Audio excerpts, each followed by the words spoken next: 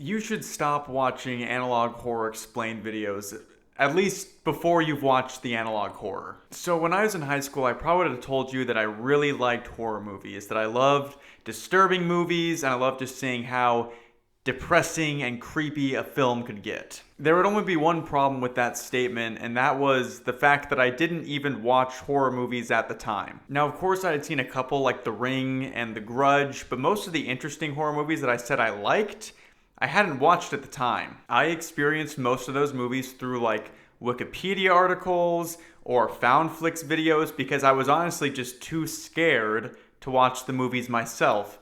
And I really wish I hadn't done that. Now, there are tons of people that do this. That's the reason why channels like Found Flicks and explanation videos do really well. There's people who want to experience horror but feel like they can't handle a scary movie or it's too intense for them. So they just kind of dip their toes in the horror genre.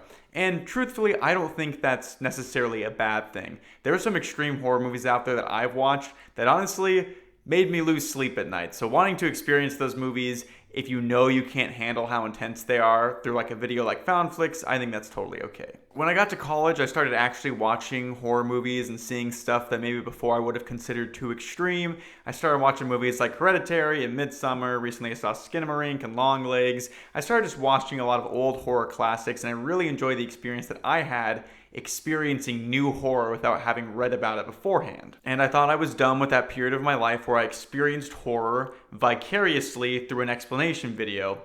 And I thought I was done with that until I started doing that exact same thing, but with analog horror. Now, just like I was in high school, I would say that I loved analog horror, and currently I do love analog horror, but I didn't really watch any analog horror videos. I mostly watched explanation videos by Nightmind or Wendigoon or Soupy Soup or 4plus, whoever I could find, that make really great breakdowns of an analog horror series, but I wasn't watching the actual series myself. Now, I don't want this video to sound like an attack on those channels. I think making analog horror explain videos is actually really cool. Maybe I will consider doing something like that in the future.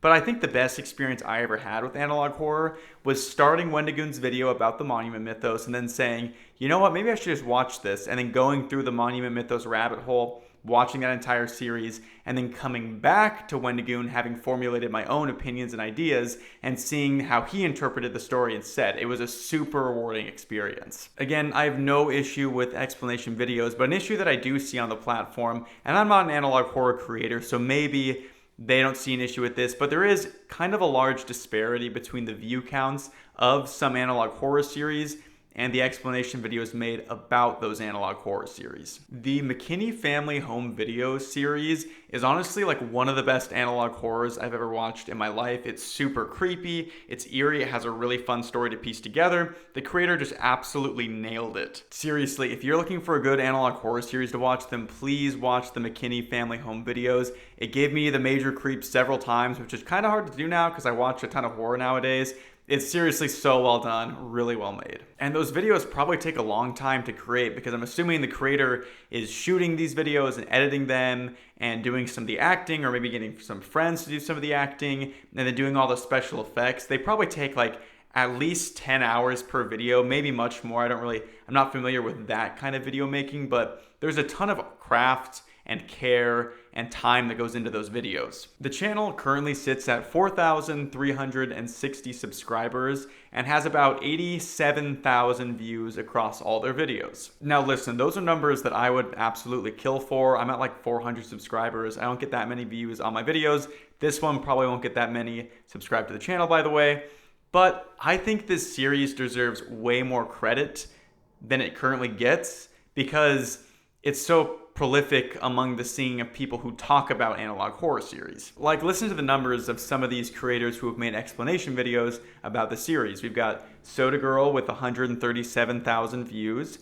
We've got 4plus's video, which has 124,000 views.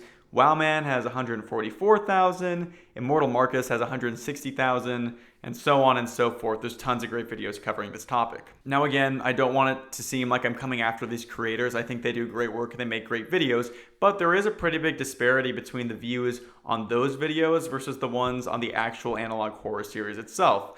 I mean, the average person that's making a video on the series is getting like 150,000, at least if you're a bigger creator, and the series itself has 87,000. So there is a pretty big disparity between the actual creator getting rewarded for it and then the people who are making commentary about the series. Analog horror creators deserve to be rewarded for their hard work. And on YouTube, being rewarded means you get lots of views on your videos. You have to get views to make money off of this stuff, and I'm glad that analog horror creators, some of the bigger ones, are making lots of money off their stuff, but somebody like the McKinney Home Videos channel, they are probably not making barely anything off their channel, while they see other people who are doing commentary on it that are making a good amount of money. And again, this is not an issue with the commentary creators who are making videos explaining it. I don't think the creator of the McKinney Home Videos series has an issue with that, but what I'm saying is that it seems a little bit unfair that the actual series itself is receiving less attention because people can vicariously experience that series through a commentary video. I seriously can't express enough how hard these analog horror series creators must be working. I've had an idea for an analog horror series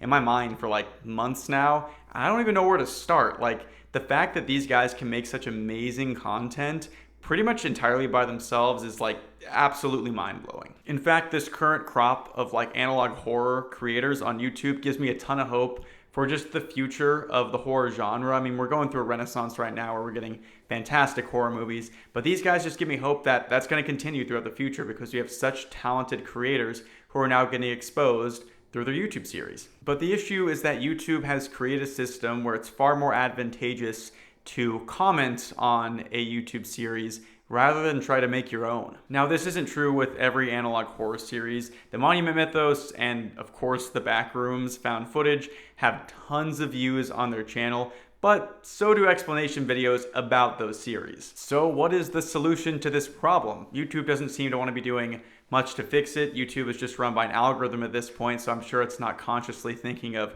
rewarding people who create the actual art instead of doing the commentary, which again is its own art form entirely.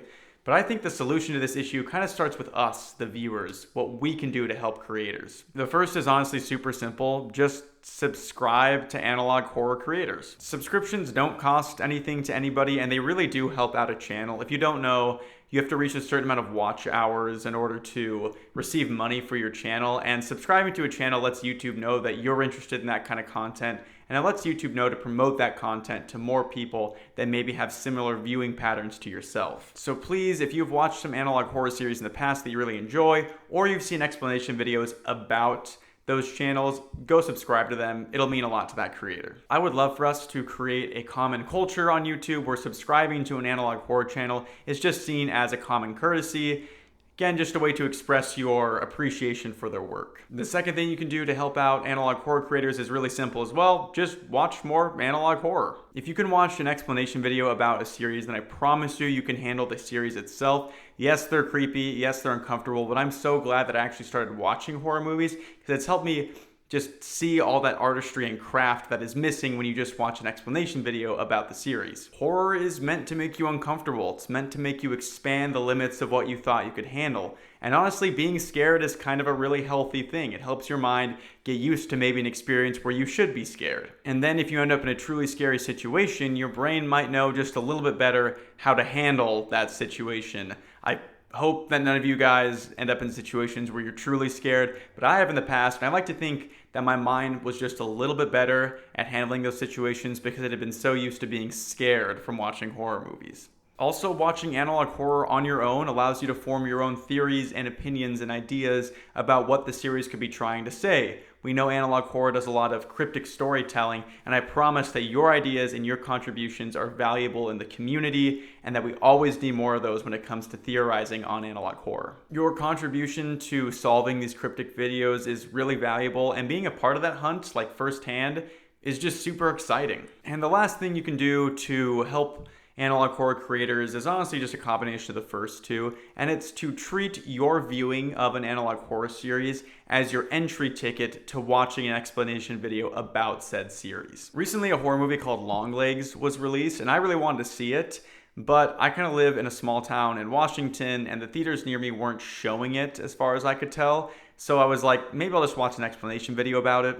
And then I saw that the Vile Eye made an Analyzing Evil episode about it, and I was like, I really want to watch that, but I was like, you know what, I'm going to stop myself. I'm going to watch the movie first. And by some stroke of luck, it was the last day that they were showing it in a $5 movie theater about 40 minutes away from me. So I invited my brother-in-law to go see it, and we both watched it, and it was awesome. We both loved the movie, and we both left talking about what the movie could really mean, all the hidden details about it, and I just got this feeling in my head that the mystery that was presented in that movie was just barely starting. And then I went home and spent hours consuming explanation videos and the Vile Eyes videos and all these really interesting videos that talked about what the whole story meant. And it was really awesome because I could engage with it and know what they were talking about more because I had actually seen the movie. I know this is like a really basic concept, but it is really important to the horror space. There are a lot of vicarious viewers in horror, and I think we do ourselves a disservice when we think we can't handle that kind of stuff.